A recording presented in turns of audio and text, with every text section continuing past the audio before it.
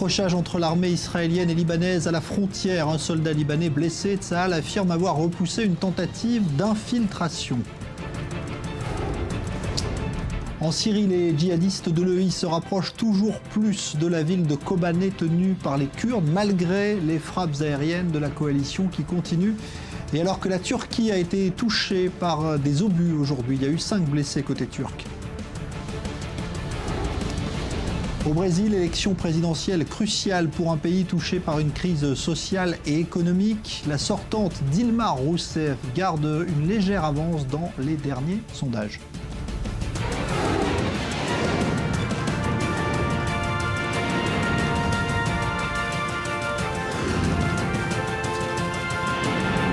Le Grand Direct, avec Jean-Charles Banou. Bonsoir à tous. On commencera donc par évoquer cet incident sérieux dans une région déjà très agitée par les combats. Incident sérieux qui s'est produit aujourd'hui à la frontière nord-israélo-libanaise. Échange de tirs entre les deux positions, les deux armées et un soldat libanais blessé. Des versions qui divergent. On va en parler dans un instant. Je salue tout d'abord mes invités. Bonsoir Zvi Mazel, bonsoir. Ambassadeur d'Israël, tout comme Freddy Etan. Bonsoir à vous, ambassadeur d'Israël. On parlera évidemment aussi de cette situation diplomatique qui a irrité Israël depuis ce week-end, la décision ou la volonté suédoise de reconnaître unilatéralement l'État de Palestine. Il semble que la Suède ait fait quelque peu marche arrière ce soir. On en parlera dans un instant, mais on retrouvera dans quelques instants nos envoyés spéciaux qui sont à la frontière nord, justement. Vous les voyez sur ces images, Elliot Schenberg, Maxime Perez, pour évoquer donc cet incident de cet après-midi entre les deux armées. On en parle tout de suite.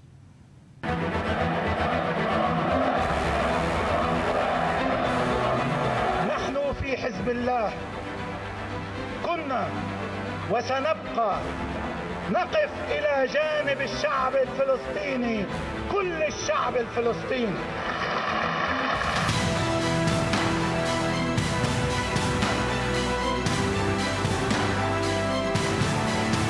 האיומים האלה הם לא מסע הפחדה שלי, הם פשוט מציאות אופרטיבית שנמצאת פה בתוך השטח. אנחנו מבינים את זה, עוקבים אחרי זה, מתמודדים עם זה, מכינים את המעבר משגרה לחירום אם וכאשר הדבר הזה ייכפה עלינו.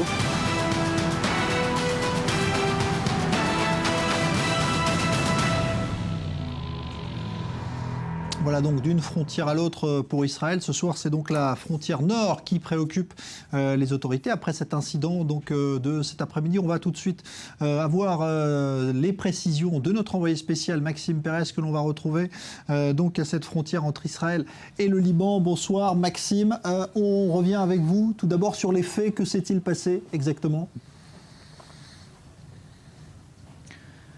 Oui, bien deux versions contradictoires continuent de s'opposer ce soir. D'abord, côté israélien, on assure que c'est une tentative d'infiltration qui a été déjouée dans le secteur de Chouva. Vous le savez, ce secteur frontalier de 25 km² qui jouxte à la fois le Liban et la Syrie, un secteur sensible où il y a eu dans le passé de nombreuses attaques contre les forces israéliennes, notamment un kidnapping dans les années 2000 qui a coûté la vie à 3 militaires israéliens. Eh bien, c'est dans cette zone qu'une patrouille de Tsahal, un peu plus tôt dans l'après-midi, a identifié deux suspects, deux hommes armés qui, selon le dire de ces soldats, auraient franchi la ligne bleue, cette ligne de séparation internationale tracée par l'ONU entre Israël et le Liban, qui ne se situe qu'à quelques mètres, quelques dizaines de mètres de la clôture de sécurité israélienne, ultime rempart avant les premières localités, les premiers kibbutz israéliens. Eh bien, les forces israéliennes ont fait feu en direction de ces deux suspects, ce qui aurait entraîné leur fuite. Néanmoins, la version libanaise diffère complètement de ce qui est rapporté ce soir par l'armée israélienne. Du côté libanais, on parle très clairement d'une incursion de l'armée israélienne en territoire libanais dans ce même secteur, ce qui aurait provoqué une réponse immédiate de soldats libanais en poste dans le secteur. L'un d'entre eux aurait d'ailleurs été très légèrement blessé à la main, dit-on, par des tirs de soldats israéliens. Ce soir, le Hezbollah qui parle très clairement d'une violation perpétrée par l'armée israélienne. Alors Maxime, ça fait quelque temps que cette frontière nord suscite des inquiétudes, voire des fantasmes parfois autour d'une prétendue attaque imminente de la part du Hezbollah notamment.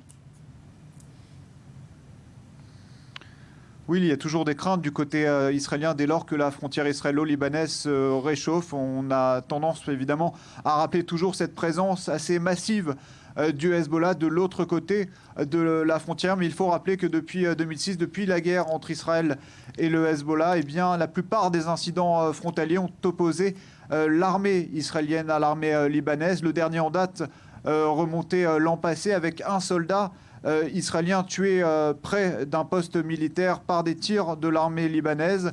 Évidemment, cela, il faut le signaler aussi, n'en inclut pas évidemment les tirs sporadiques de roquettes visant le nord d'Israël ces derniers mois, qui sont le fait de factions palestiniennes et également de plusieurs attaques à la charge explosive contre des patrouilles israélienne, mais néanmoins l'estimation donc des renseignements militaires israéliens reste inchangée aussi longtemps que le Hezbollah restera engagé militairement en Syrie. Eh bien, le risque de voir une escalade frontalière contre l'organisation chiite libanaise reste faible. Alors justement, vous parlez de la Syrie, le Hezbollah qui aurait subi une violente attaque aujourd'hui à l'est justement de cette frontière, donc entre le Liban et la Syrie cette fois.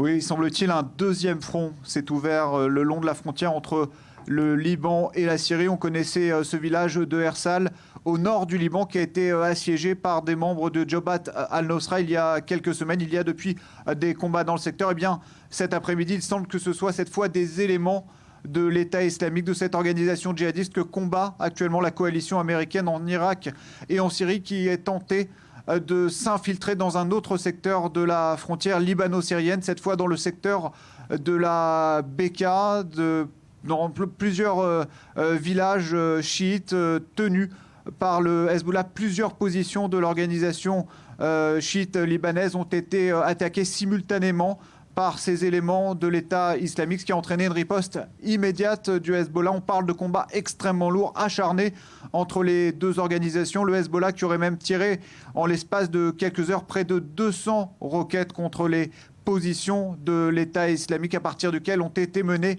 ces attaques transfrontalières. Et ces combats en ce moment même sont toujours en cours. On parle de dizaines de morts dans les deux camps, au moins 13 du côté de l'État islamique et 9 du côté du Hezbollah, selon des sources médicales syriennes. Merci Maxime Pérez, donc en direct de cette frontière nord entre Israël et le Liban. Voilà donc pour les premiers éléments. Alors, Zumazel, Freddy Ethan, c'est vrai que c'est une frontière qui inquiète beaucoup de gens. Est-ce qu'il faut attacher de l'importance ou pas, à votre avis, ce qui s'est passé là aujourd'hui, Freddy Ethan? Il faut attacher, ça prouve par là qu'Israël n'a pas seulement une menace au sud, comme on l'a vu ces derniers jours avec le Hamas. Israël se trouve dans un environnement hostile, y compris au nord. Et donc le nord est une menace. Le chef d'état-major l'a dit à plusieurs reprises dans les interviews qu'il a accordées à la veille de Rosh Hashanah en disant que le Hezbollah est beaucoup plus important comme menace par rapport au Hamas. Mais cela veut dire aussi que, je vous rappelle que les Israéliens, l'armée israélienne a quitté le Liban définitivement en mai 2000. Et donc aujourd'hui, dans ces conditions-là, le Hezbollah, comme l'armée libanaise, vous savez, bon, on parle du Hezbollah, mais le Hezbollah, il ne faut pas l'oublier, est un satellite de l'Iran. Et c'est l'Iran qui joue l'acteur principal dans cette région du monde.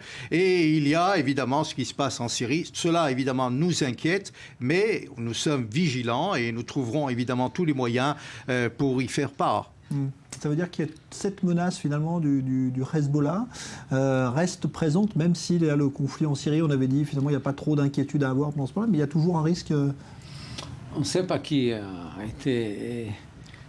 était lié à cet incident. On sait pas, mais c'est qu'on sait que la situation des zones limitrophes d'Israël, en Syrie, en Liban, sont actuellement extrêmement délicates et extrêmement instables. Vous avez plusieurs groupes, et en Syrie et en Liban, qui se battent entre eux.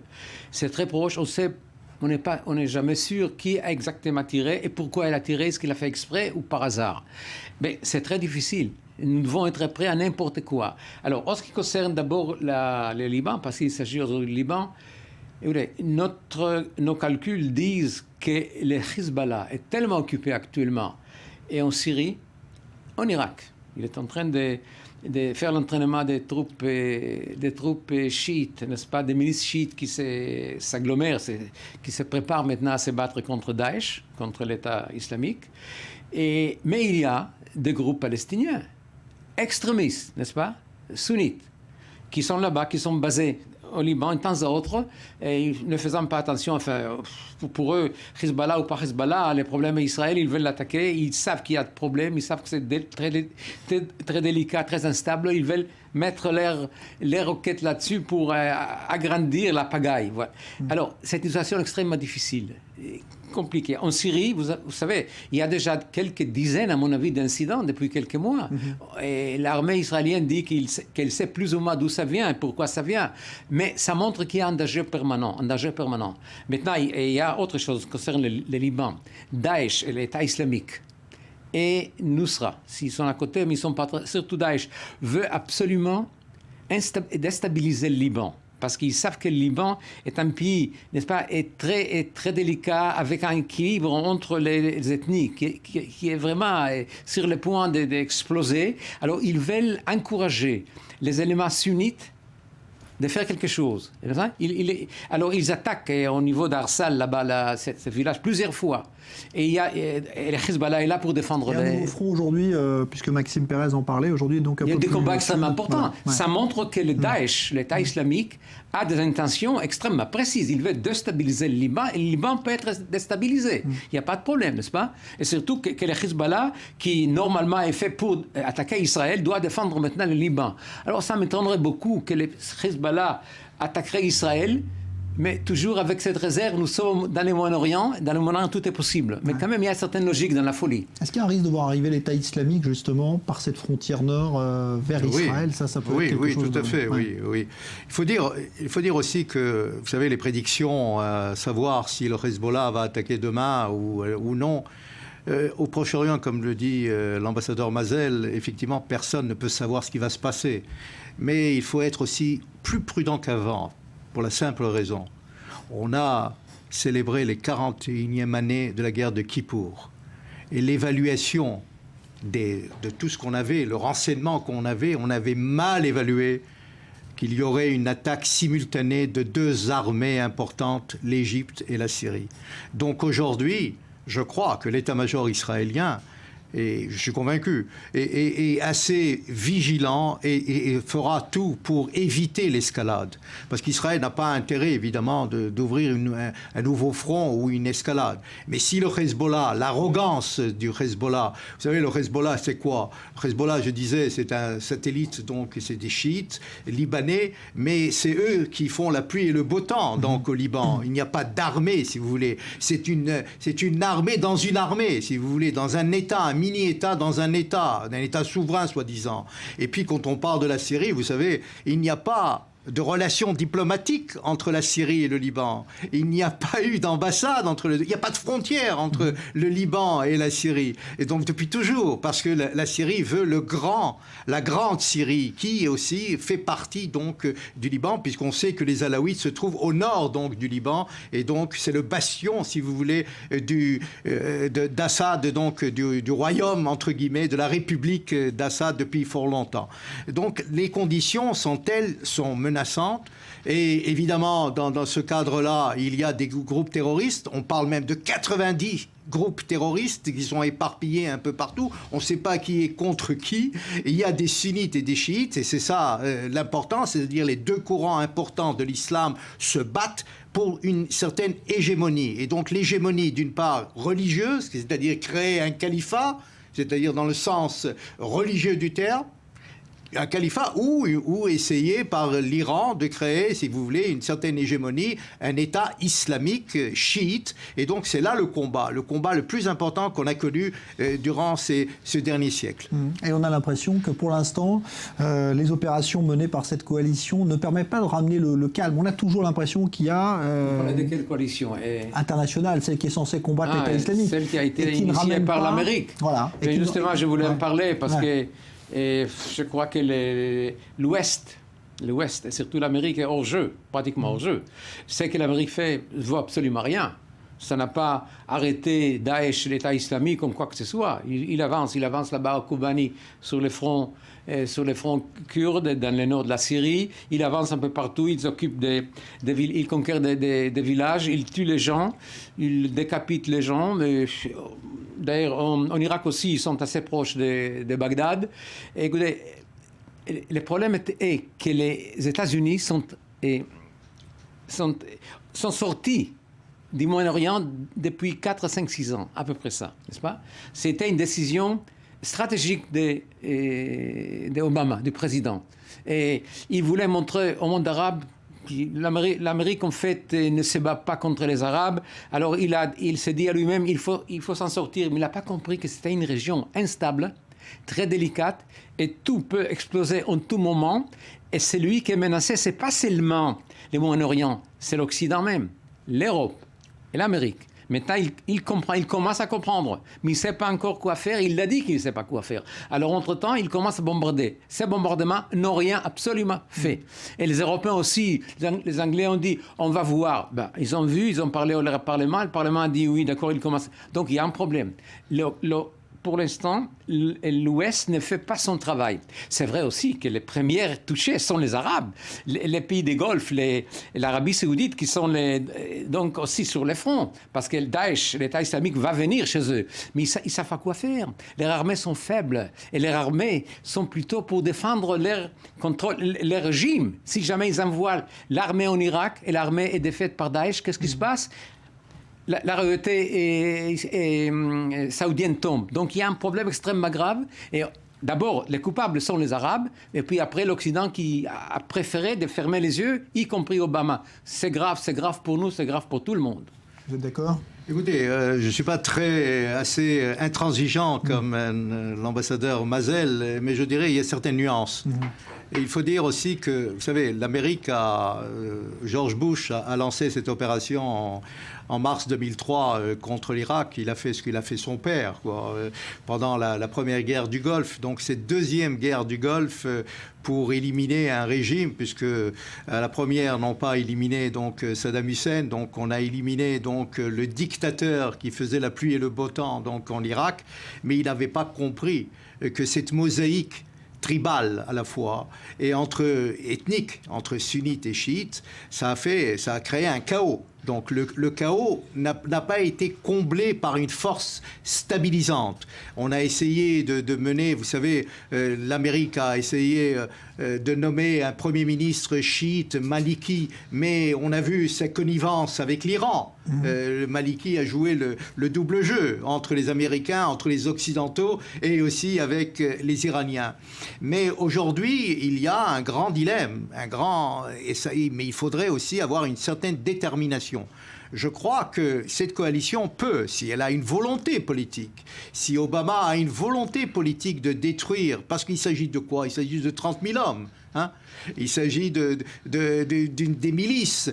C'est vrai qu'ils se promènent avec des 4x4 où ils sont là, ici et là, ils ont de l'argent. On peut geler leur argent, on peut briser, si vous voulez, certaines sources. Et on a les moyens de le faire. L'Amérique est assez puissante quand même. Mais c'est une volonté politique. On doit changer complètement de cap vis-à-vis de l'État islamique. Et si c'est un combat international contre cet État islamique, eh ben, la majorité des pays, et on l'a entendu même à l'ONU ces jours-ci, comment tous les dirigeants, au moins les dirigeants occidentaux, sont contre donc cet État islamique. C'est possible de le faire, c'est compliqué, c'est complexe, cela pourrait se prendre plusieurs mois, si ce n'est pas plusieurs années, mais s'il y a une volonté politique, cela est possible. Il n'y a pas de volonté politique, c'est ça le problème. Il n'y a pas de volonté politique, ni en Europe, ni en Amérique, il faut l'admettre quand on voit ce qui se passe. Parce que l'Amérique est sortie, s'est dégagée du Moyen-Orient complètement, mais complètement. Hein. Et tout d'un coup, et sous le couvert de son départ, il y a les organisations extrémistes qui sont agrandis, qui sont devenus beaucoup plus forts, et maintenant c'est très difficile de les déloger parce que notre ami a dit qu'ils sont quelques dizaines de milliers d'hommes. Ça c'est vrai, mais ils ont déjà occupé une bonne partie de la Syrie, une bonne partie de l'Irak. Ils sont ils ont pénétré dans les villes, dans les villages, et en partie en uniforme civil, enfin, comme les citoyens dans la rue. C'est très difficile de le faire. C'est très difficile, certainement, de les trouver à partir de l'air et de les tuer. Donc il y a un problème extrêmement grave. C'est vrai que le mainstream media, MSM, je parle des grands journaux américains, français et tout ça, essayent de les cacher, mais la situation est extrêmement grave. L'Irak et les Syriens en partie sont occupés. Le Liban est en train d'être déstabilisé. Nous avons certains problèmes qui commencent, n'est-ce pas? L'Arabie saoudite est menacée et l'Amérique, tout le jour, il y a quelques 3, 4 ou 5 aussi attaques aériennes qui font absolument rien. Et si jamais dans chaque attaque il y a 20 ou 30 personnes de Daesh qui sont morts, eh bien ça n'a aucune importance pour ces gens-là. Aucune importance. Donc il y a un problème extrêmement grave qu'il faut comprendre. Et nous luttons actuellement contre l'islam extrémiste, mais ce n'est pas l'islam extrémiste, c'est la charia. Il faut comprendre qu'Abu Bakr el-Baghdadi, ok, et Abu Bakr el-Shkaou, c'est lui le chef de Boko Haram, ils connaissent la charia, ils agissent selon la charia. Dans la charia, oui, on peut décapiter, on peut crucifier, on peut prendre des prisonniers, femmes, et les faire des sex slaves, des esclaves de sexe. Donc tout ça, vous pouvez me dire, il ne faut pas interpréter comme ça la charia, mais la charia le dit, et actuellement, les gens de l'islam, les hauts dignitaires de l'islam, etc., ils ne savent pas quoi faire. Ils disent, nous condamnons tout ça. Mais ils n'ont pas une réponse. Non, pas une réponse au niveau de la charia. Il y a actuellement, dans le monde arabe, n'est-ce pas, un débat féroce. Comment s'en sortir? Parce que qu'est-ce qu'il peut faire, qu'est-ce qu'il peut dire Abu Bakr el-Baghdadi? Il leur montre, voilà, regardez verset ça et ça, sourate ça et ça, voilà. Alors, mais le roi d'Arabie Saoudite a dit aujourd'hui qu'il voulait éradiquer l'extrémisme. Oui, non, instant. Écoutez, écoutez, les jeunes générations dans les écoles, qu'est-ce qu'ils apprennent en Arabie Saoudite, à Qatar et Bahreïn et tout ça? La charia, les Corans, les hadiths. Voilà. Alors, dans une étude d'opinion publique non officielle qui a été faite à Facebook et dans d'autres réseaux, 93% des Saoudiens soutiennent Daesh, l'État islamique. Comprenez ça? Personne ne le dit. Personne ne le dit. Le monde ne veut pas le dire. Donc il y a un problème. Il y a un autre aspect que je crois qui est important, c'est pour l'Europe. Et donc, il est important de comprendre aussi qu'il y a plusieurs militants qui débarquent, des Européens, qui sont dans les rangs donc, de Daesh, de cet État islamique. Et ce que craignent évidemment les pays européens, c'est un retour après en Europe, dans les capitales européennes, et évidemment de commettre, donc de perpétrer des attentats.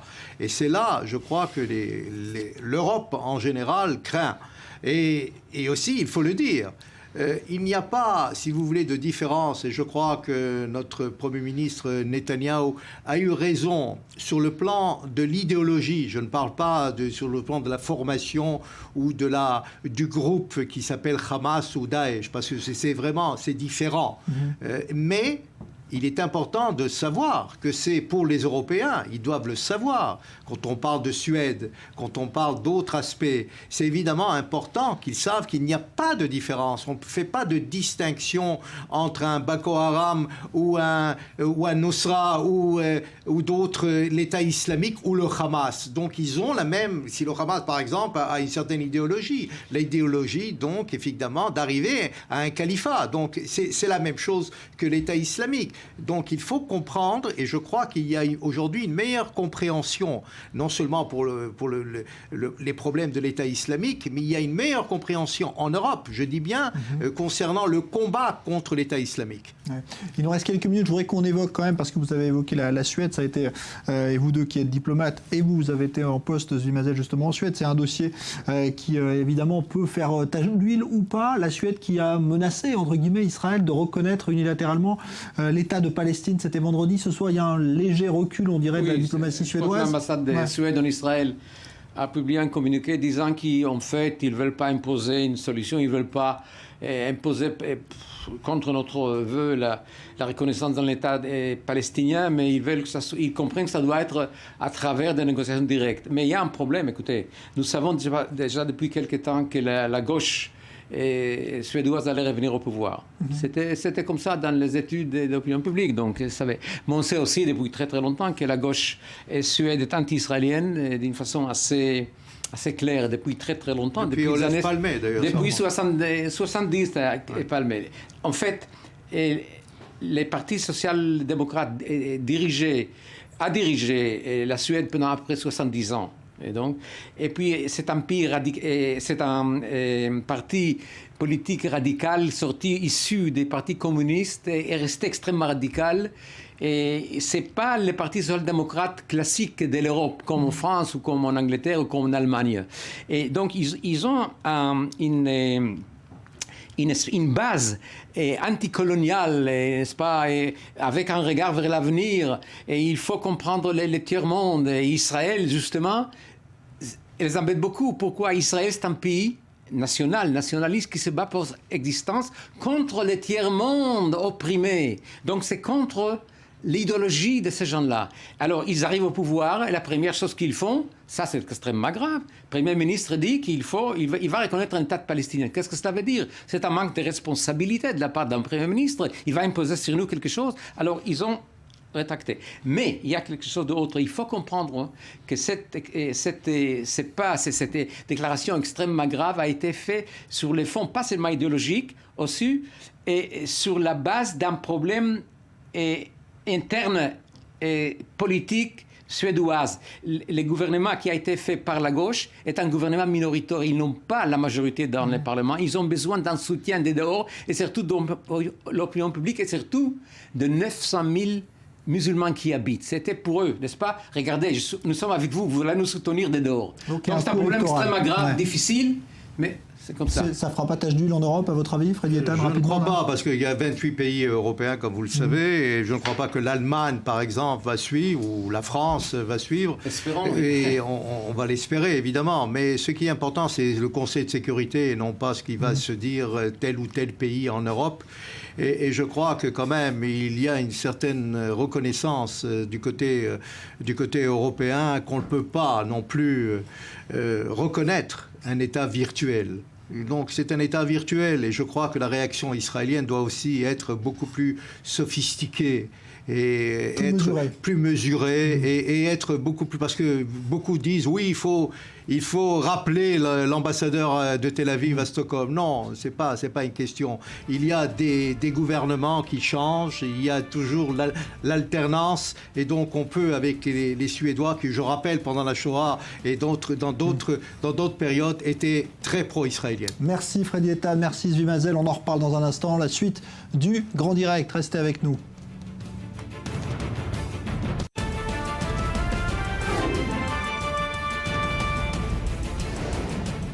Accrochage entre l'armée israélienne et libanaise à la frontière. Aujourd'hui, un soldat libanais a été blessé. Tsahal affirme avoir repoussé une tentative d'infiltration. En Syrie, les djihadistes de l'EI se rapprochent toujours plus de la ville de Kobané, tenue par les Kurdes, malgré les frappes aériennes de la coalition qui continuent. Et alors que la Turquie a elle-même été touchée par un tir d'obus aujourd'hui, blessant 5 personnes. Au Brésil, élection présidentielle cruciale aujourd'hui pour un pays touché par une crise sociale et économique. La sortante Dilma Rousseff garde une légère avance dans les derniers sondages. On aura les premières indications dans quelques instants en direct depuis Rio.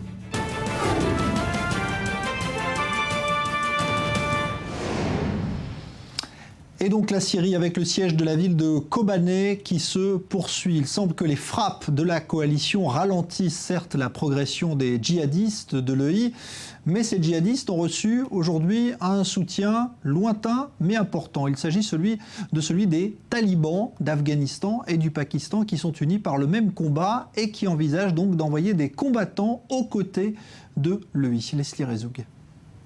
Colonnes de fumée, obus, mortiers et avions, les combats font rage autour de la ville kurde de Ain al-Arab que les djihadistes tentent de prendre depuis 3 semaines.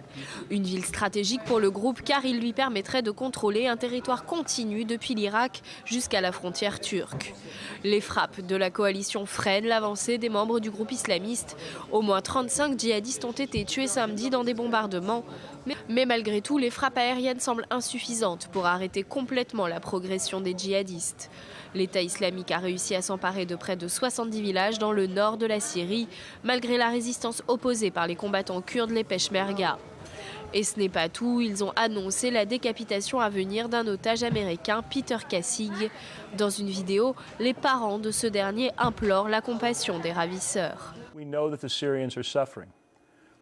Nous savons que les Syriens souffrent. Nous croyons également que la violence n'est pas la solution aux problèmes qui nous inquiètent tous. Il y a tellement de choses qui sont hors de notre contrôle. Nous avons demandé à notre gouvernement de modifier ses actions. Mais comme notre fils, nous n'avons pas de contrôle sur le gouvernement américain. Nous implorons ces ravisseurs de montrer de la miséricorde et d'utiliser leur pouvoir pour laisser partir notre fils. Mais de leur côté, les djihadistes de l'État islamique ont vu de nouveaux alliés se joindre à eux, les talibans pakistanais.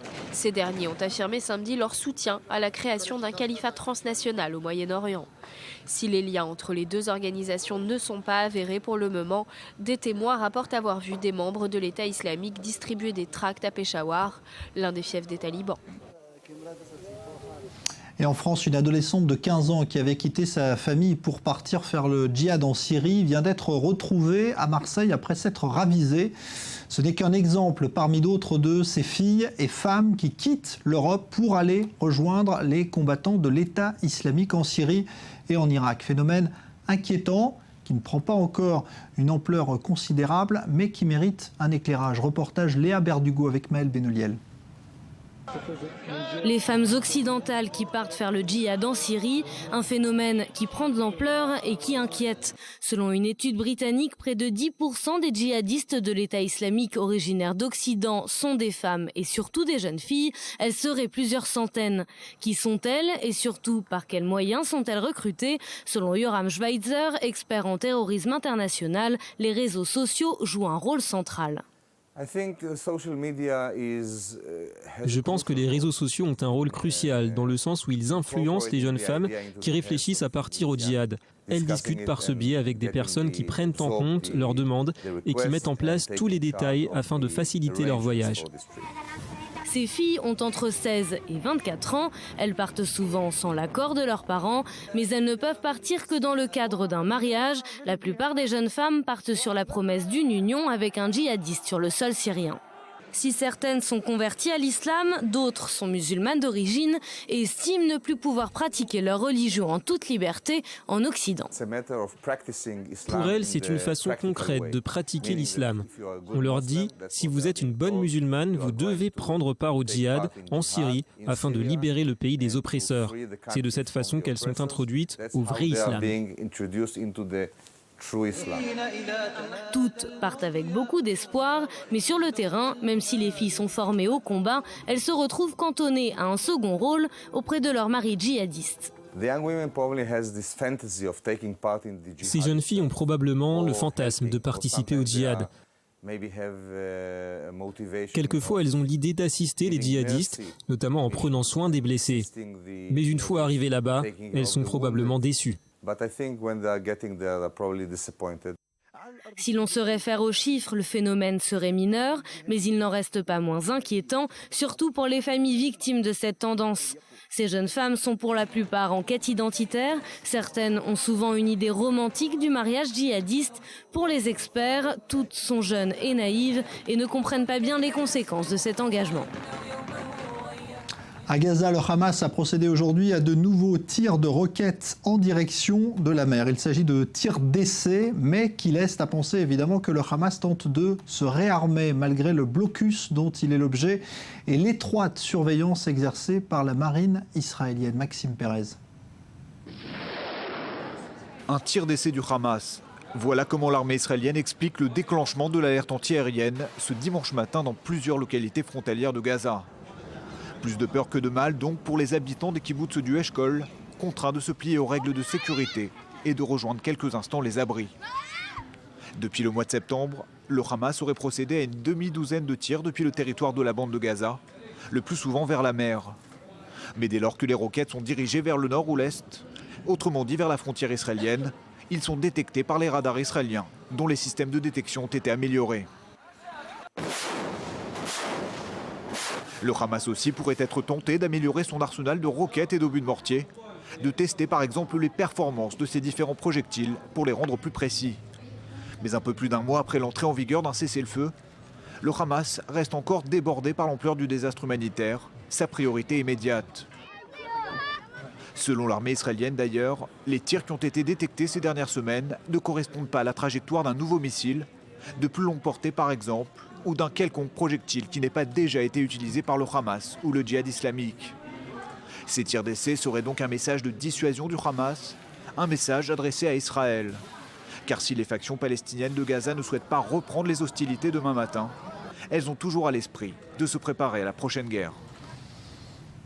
Et la Suède semble quelque peu atténuer ce soir les propos de son Premier ministre qui annonçait ce week-end vouloir reconnaître rapidement la Palestine en tant qu'État. Colère côté israélien, convocation de l'ambassadeur de Suède demain au ministère des Affaires étrangères israélien.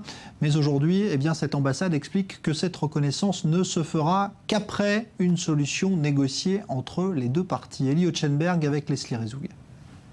Sur les 193 États membres des Nations Unies, 134 ont déjà reconnu l'État palestinien.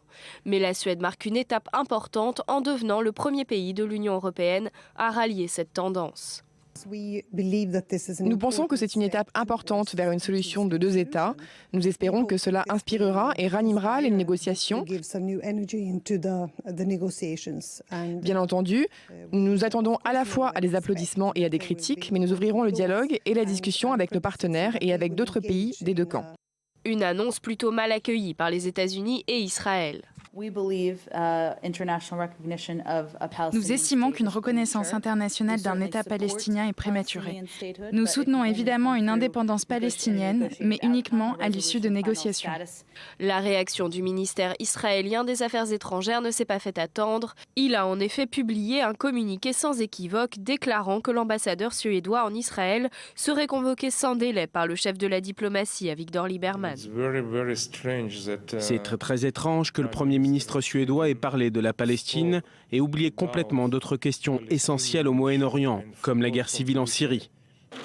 Un début de crise diplomatique qui a donc poussé l'ambassade de Suède en Israël à publier une mise au point selon laquelle le conflit entre Israël et la Palestine ne peut être résolu que par la solution de deux États, selon le Premier ministre suédois, négocié conformément aux principes du droit international. La solution des deux États exige une reconnaissance mutuelle et une volonté de coexister pacifiquement. En conséquence, la Suède reconnaîtra l'État de Palestine. Mais pour l'heure, cette tentative de calmer le jeu n'aura pas réussi à annuler ce tête-à-tête au ministère des Affaires étrangères, qui promet d'être houleux. Alors justement, on va essayer d'en savoir un peu plus sur cette démarche suédoise qui est isolée pour l'instant en Europe. Bonsoir Dran Even Sapir, analyste politique. Pourquoi d'abord la Suède fait un petit peu cette clarification, cette sorte de marche arrière là ? Oui, effectivement, une mise au point qui s'est exprimée par le communiqué dont on a pris connaissance, et puis également par une série d'entretiens donnés par l'ambassadeur de Suède en Israël à plusieurs médias, ce qui indique la volonté des Suédois de rassurer les Israéliens à la veille de cette convocation du diplomate par le ministre des Affaires étrangères israélien Avigdor Lieberman. On a vraiment l'impression que les Suédois font marche arrière, sans doute parce que la réaction israélienne a été peut-être plus sévère qu'escompté, puis aussi peut-être parce que les Suédois se sont sentis un petit peu trop seuls en Europe. On n'a pas véritablement le sentiment qu'ils étaient suivis par leurs partenaires au sein de l'Union européenne. Ils auraient été les premiers dans l'Union européenne à reconnaître cet État de Palestine, et on peut peut-être imaginer que les autres pays européens qui comptent ont affirmé, ont fait savoir aux Suédois qu'il était peut-être trop tôt pour reconnaître cet État palestinien, alors que les Palestiniens tournent le dos aux négociations et ont choisi la voie de l'unilatéralisme et des démarches unilatérales auprès des instances internationales. Peut-être que les Européens ont considéré que reconnaître l'État palestinien dans ces conditions, ce serait encourager les Palestiniens à aller vers davantage, encore une fois, de démarches unilatérales et à tourner le dos encore plus, si besoin est, à une possibilité d'une paix qui serait négociée. Alors justement, pourquoi est-ce que ça inquiète autant les Israéliens qui, eux non plus, ne sont pas pour l'instant très portés sur la négociation, Ça inquiète les Israéliens parce que, bien évidemment, le risque, c'est que cela fasse tache d'huile en quelque sorte. Il y a déjà, selon les Palestiniens, en tout cas 138 pays qui ont reconnu cet État palestinien qui n'existe pas encore. 138 pays, pour la plupart d'entre eux, bien évidemment, des pays issus du monde arabo-musulman, des pays asiatiques, de plus en plus de pays d'Amérique latine également, et ça c'est un petit peu plus récent. Et la Suède aurait été le premier pays européen, la première puissance occidentale à reconnaître l'État palestinien. Bon, elle a fait marche arrière, donc on n'en est pas encore là. Mais on a peut-être l'impression à Jérusalem, la crainte à Jérusalem en tout cas, c'est que ce n'est que partie remise et que si les conditions sont réunies, si le processus de paix n'avance pas, si les négociations ne redémarrent pas entre Israéliens et Palestiniens, on peut peut-être imaginer, on peut peut-être craindre à Jérusalem que les pays européens soient de plus en plus tentés par une reconnaissance de fait de cet État palestinien et donc encore une fois par un encouragement qui serait signalé aux Palestiniens. Vous avez raison de ne pas vouloir négocier avec les Israéliens et la voie pour obtenir ce que vous espérez obtenir, à savoir un État, eh bien c'est celle de l'unilatéralisme diplomatique et pas celle des pourparlers. C'est ce que l'on craint bien évidemment à Jérusalem, que cette décision suédoise qui mortenait en quelque sorte aurait pu faire tache d'huile et aurait pu inciter d'autres pays européens à en faire de même. Mais là, on voit que c'est pas le cas. Avec la marche arrière suédoise, clairement, on a poussé un ouf de soulagement à Jérusalem. Merci Dror Even Sapir. Et puis pour la première fois depuis 2007, Israël a autorisé durant 3 jours près de 500 habitants de Gaza à se rendre sur l'esplanade des mosquées à Jérusalem, et ce, afin de pouvoir prier à la mosquée Al-Aqsa pour la fête de l'Aïd. Un premier contingent s'y est rendu ce matin, vous le voyez sur ces images. Voyage en autocar et reportage à venir cette semaine sur notre antenne, donc à propos de ce voyage autorisé exceptionnellement. Au Brésil, élection générale depuis ce matin. On vote pour les députés et puis pour élire un nouveau président, ou presque, car la sortante Dilma Rousseff incarne la gauche au pouvoir depuis de très longues années, alors que la droite et le parti écologiste espèrent bouleverser la donne. Les enjeux, tout de suite avec Elsa Mourgue. Elle reste la grande favorite du premier tour de l'élection présidentielle de ce dimanche. Dilma Rousseff, l'actuelle présidente brésilienne, est presque sûre de conserver sa place. Les 2 derniers sondages l'accréditent de 40% au premier tour. Dans la ligne de l'ex-président Lula, Dilma Rousseff se pose en garante des avancées socio-économiques qui ont permis à 40 millions de Brésiliens de sortir de la pauvreté en 12 ans. Je pense qu'il faut faire de la politique de manière responsable et sereine. Il faut connaître les bases de la politique. La Bolsa Familia n'est pas un programme simple, au contraire. Il est à l'origine de tout un système d'aide sociale. Mais durant la campagne électorale, son parti, le Parti des travailleurs, a été éclaboussé par plusieurs affaires de corruption, ce que ses opposants n'ont pas manqué de rappeler lors du dernier débat télévisé. Nous allons combattre la corruption, les taux d'intérêt trop élevés qui empêchent aujourd'hui l'économie de croître. Nous allons augmenter les aides pour que toute personne qui arrive à la fin de l'année et qui ne peut pas s'offrir les fêtes de fin d'année puisse enfin y accéder. L'écologiste Marina Silva, dissidente du Parti des travailleurs, est la principale adversaire de Dilma Rousseff. Elle a fait irruption dans la campagne en portant la candidature du Parti socialiste brésilien à la place de son allié Eduardo Campos, mort en août dans un accident d'avion. Autre candidat de poids, Aécio Neves, le candidat du Parti social-démocrate, rival historique du Parti des travailleurs et qui s'est peu à peu hissé à 20% des intentions de vote.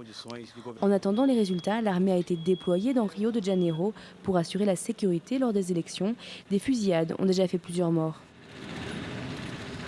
Alors on va essayer d'avoir tout de suite des premières indications sur ce scrutin en rejoignant sur place notre correspondante à Rio de Janeiro, Aglaé de Chalut. Bonsoir et bonjour à vous, Aglaé, avec le décalage horaire. Comment se passe cette première journée, qui d'ailleurs peut-être pas terminée, cette journée de vote ? Oui, alors pour l'instant ça se passe très bien. Effectivement, c'est pas terminé. Il est que 14h45 ici au Brésil, et les Brésiliens ils ont jusqu'à 17h heure locale pour aller voter. Donc les 3 principaux candidats, Dilma Rousseff, l'actuelle présidente, Aécio Neves, le candidat de la droite, et Marina Silva, ont déjà mis leur bulletin dans l'urne dans leurs fiefs respectifs ce matin. Plus de 400 000 policiers et militaires ont été mobilisés quand même pour assurer la sécurité lors de ces élections, puisqu'il y a près de 143 millions de Brésiliens qui se rendent aux urnes. Et je rappelle qu'ils vont devoir aujourd'hui choisir leur président, mais pas seulement.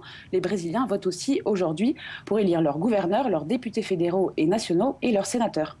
Alors est-ce qu'on peut déjà avoir un scénario attendu pour le second tour de cette élection, Aglaé ? Alors là, pour l'instant, la tendance majeure, c'est vraiment l'écrasante domination dans ce premier tour de Dilma Rousseff, l'actuelle présidente. Les derniers sondages qui sont parus hier lui donnent 46% des voix, ce qui laisse même la possibilité qu'il n'y ait en fait pas de second tour, qu'elle emporte cette élection présidentielle dès le premier tour. Alors s'il y avait un second tour, son adversaire est encore incertain. En effet, ces derniers jours ont été plein de surprises. La candidate Marina Silva, qui était donnée un temps même gagnante face à Dilma Rousseff au second tour, chute dans les sondages depuis quelques semaines, et ce qui profite au troisième candidat, Aécio Neves, donc le candidat de la droite. Les derniers sondages lui donnaient même la deuxième place hier, devant Marina Silva, avec 27% des voix. Donc pour l'instant, le scénario qui se dessine, c'est un second tour avec Dilma Rousseff et Aécio Neves. Un mot sur le climat social notamment, qui était très tendu ces derniers mois au Brésil. Est-ce que c'est toujours le cas aujourd'hui, Aglaé ? Le climat social, alors les manifestations de 2013 ont presque disparu, je dirais. En fait, depuis la fin de la Coupe du Monde, il n'y a plus de manifestations, et les journaux, la presse faisaient état que le vote des manifestants finalement est très hétérogène et n'a pas compté dans ces élections. Merci Aglaé de Chalut, correspondance en direct donc depuis Rio de Janeiro. À Hong Kong, c'est toujours la confusion qui règne alors que les manifestants ont accepté aujourd'hui de lever certains barrages en place depuis 10 jours. Eh bien, les étudiants, eux, ne sont pas tous d'accord pour évacuer les lieux, et le gouvernement, lui, reste toujours ferme sur sa demande d'évacuation totale des rues de Hong Kong. Regardez. La volonté de dialogue affichée par manifestants et autorités ces derniers jours a laissé place aux coups de matraque et aux tirs de gaz lacrymogène. La police de Hong Kong a de nouveau usé de la force contre les manifestants pro-démocratie. D'après les autorités, ce sont les contestataires eux-mêmes qui ont encerclé les forces de l'ordre, déclenchant des heurts ce dimanche matin. Les manifestants accusent les policiers de ne pas les avoir protégés vendredi, alors qu'ils étaient la cible d'attaques de riverains excédés, auxquels se sont mêlés militants pro-Pékin et hommes de main de la mafia chinoise. Mais la marée humaine dans les rues de Hong Kong montre toujours sa détermination. Le mouvement réclame encore des avancées démocratiques, ainsi que la démission du chef de l'exécutif du gouvernement local. Nous, les gens de Hong Kong, nous avons toujours grandi dans la peur du gouvernement central de Pékin. Mais plus la répression sera grande et plus nous nous battrons, nous persisterons. Notre choix est de persister dans la poursuite de nos idéaux. Un mouvement de contestation qui persiste, mais dont l'unité commence à s'effriter. Dans la crainte d'une contagion démocratique, Pékin pose un ultimatum et une partie des manifestants a annoncé ce dimanche soir un retrait de certains sites. Les contestataires occupent depuis une semaine le quartier commerçant de Mong Kok et comptent maintenir leur pression autour des bureaux du chef de l'exécutif, malgré les premiers retraits annoncés. Hong Kong, ancienne colonie britannique, traverse sa plus grave crise politique depuis sa rétrocession à la Chine en 1997. Voilà, récit signé Joseph Emmanuel. Aux États-Unis, le ressortissant libérien soigné pour avoir contracté le virus Ebola en Afrique est dans un état jugé très grave à l'hôpital de Dallas. Par ailleurs, 45 personnes ayant été en contact avec lui sont toujours placées en quarantaine et n'ont pour l'instant aucun symptôme de cette maladie. On évoque à présent une spécialité culinaire orientale à la sauce anglaise. Il s'agit du knaffé, dont un Britannique est tombé véritablement amoureux et qu'il a choisi de revisiter dans un établissement qu'il a lui-même ouvert dans le quartier arabe de Yafo, à Tel Aviv. Mais cela ne plaît pas, vous allez le voir, à tous les locaux. Shahar Peled avec David Gomba. C'est une odeur de pâtisserie au fromage blanc trempé dans du sirop qui vous remplit les narines à peine rentré dans cette pâtisserie de knafé située au cœur de la ville de Jaffa. Cette spécialité du Moyen-Orient se trouve habituellement dans les pâtisseries arabes, mais ici le propriétaire Daniel Phillips est britannique. Ce Londonien a décidé de faire sa propre version de la spécialité orientale. Mais qu'est-ce que fait donc ce British à faire du knafé en plein milieu de Jaffa ? Ça a commencé par un coup de foudre pour le knafé. Je suis venu en Israël il y a 7 ans. J'en ai goûté pour la première fois à Daliet al-Carmel. J'ai tout de suite adoré, même si au début c'était bizarre, le goût du fromage sucré. Dans ma tête, ça n'allait pas ensemble, mais lorsque j'ai goûté, je me suis dit « Waouh, ça m'a épaté ». Et à ce jour, c'est une relation qui marche. Après 9 mois d'ouverture, son bébé a bien grandi et il a développé une version bien différente de la recette originale. Traditionnellement, on prépare le knafé sur un grand plateau. Parfois, on l'expose à la chaleur et ça change de texture. Alors nous, on a changé la façon d'agencer le knafé. On en a fait des portions personnelles pour que ça reste frais et que l'on prépare à la commande. Knafé salé, knafé à l'épinard, à la pistache et même aux œufs et à la tomate. Du jamais vu pour ce plat ultra tradit. Ces expérimentations sont faites pour que les gens essayent autre chose. Le deuxième best-seller, c'est notre halva. Les gens adorent.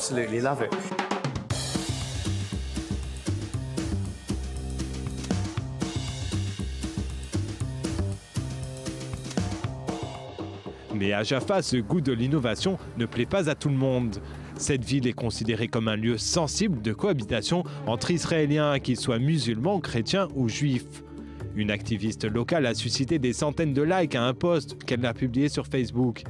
Elle y condamne un acte d'embourgeoisement de plus dans ce quartier. Khatam Mohamed, un pâtissier de knafé local, est lui aussi assez méfiant. C'est un produit qui ne change jamais. On fait le même produit depuis 60 ans. Dans ce métier, il n'y a pas de changement. Si quelqu'un n'est pas expert dans son métier, il devrait rester en dehors de tout ça. Du knafé au persil, comment est-ce possible ? Mais Daniel, un éternel optimiste, est persuadé qu'il est toujours possible d'innover. Je n'ai jamais voulu que ça devienne politique, dire quelque chose sur mon activité et le transformer en quelque chose de politique, et ça n'a rien à voir. Moi j'adore ce que je fais et les gens qui rentrent dans ma boutique ne me jugent pas. Ils viennent juste déguster de la bonne nourriture. Le camembert s'est bien transformé en glace et les tacos cuisinés à la sauce indienne. Alors pourquoi les knafés n'auraient-ils pas droit, eux, à un twist british ? En tout cas, les gastronomes semblent apprécier. Et on passe tout de suite à l'actualité sportive.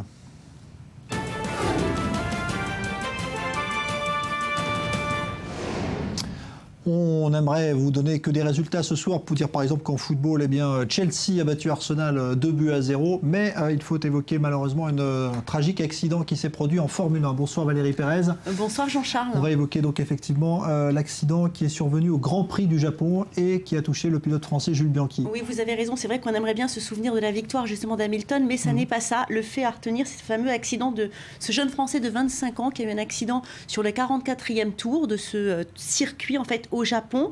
Il a percuté une dépanneuse qui venait elle-même sortir une monospace d'un autre pilote, Sutil, accidenté. Ce sont les images qu'on voit, c'est le premier accident, hein, c'est pas celui de Bianchi. Absolument, voilà. Donc les images en fait ont été censurées, on ne peut pas encore les passer à la télévision, mais on a vu les images et c'est vrai que son automobile est complètement détruite. Donc Sutil qui était accidenté quelques instants auparavant dans ce même virage, Bianchi qui était évacué inconscient après ce grave accident à Suzuka. Le Français qui a subi un choc très important à la tête. Alors le père de Bianchi a déclaré qu'il avait été opéré d'un hématome à la tête à l'hôpital de Mi, qui se trouve à quelques kilomètres de Suzuka. Il a été transporté dans le coma, mais il n'était pas sous assistance respiratoire. Aux dernières nouvelles, il vient de sortir du bloc et il respire tout seul. Alors il faut dire qu'à cause des conditions climatiques, cette course a failli être annulée plusieurs fois. Elle a même failli changer d'heure, mais finalement, les organisateurs, la Fédération internationale automobile, a décidé de garder l'horaire de cette course et finalement, ils ont mal estimé le danger. Alors avec ce genre d'accident, eh bien, ça nous rappelle évidemment que la Formule 1 est un sport qui est très dangereux. On se souvient évidemment de l'accident mortel en 1994 à Imola d'Ayrton Senna, alors sans aller jusqu'à la mort. On se rappelle aussi de l'accident de Michael Schumacher en 1999. Je ne sais pas si si vous vous en souvenez, c'est en Grande-Bretagne, il est sorti simplement avec une jambe cassée. Ou bien de Felipe Massa, où là on a eu beaucoup plus peur, c'était en 2009, il avait des commotions cérébrales et puis finalement il est sorti indemne au lendemain de cet accident. Il est sorti de l'hôpital. Finalement ce danger, on pensait qu'il y avait moins d'accidents graves en Formule 1, mais il y en a toujours, la preuve. Il y en a toujours. Alors la famille Bianchi, je ne sais pas si vous la connaissez, mais c'est une famille de pilotes. C'est une vraie histoire d'amour, le sport automobile et eux. D'ailleurs, ce n'est pas la première fois qu'un Bianchi a un accident sur un circuit comme ça de sport automobile. Son grand-oncle Lucien est décédé lors d'une course, figurez-vous. Alors c'est absolument pas ce qu'on souhaite à Jules. On lui souhaite à lui en tout cas de se remettre de cette mésaventure.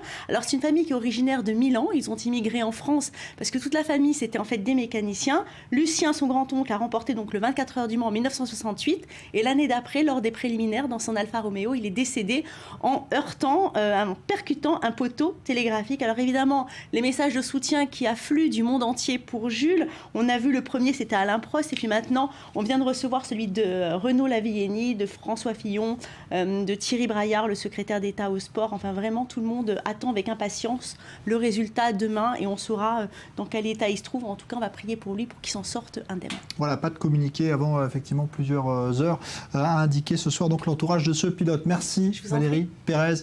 Voilà donc pour ce tragique accident survenu aujourd'hui en Formule 1. On va se retrouver nous dans un instant pour la suite du Grand Direct, un débat consacré à la date anniversaire de la guerre du Kippour. C'était en 1973. Une telle attaque surprise peut-elle encore survenir à l'encontre d'Israël? On se souvient qu'il y avait une défaillance et une remise en cause très sérieuse des services de renseignement israéliens à l'époque. On va en parler dans un instant. Ce sera le thème de notre débat. Restez avec nous. Suite du Grand Direct. À tout de suite.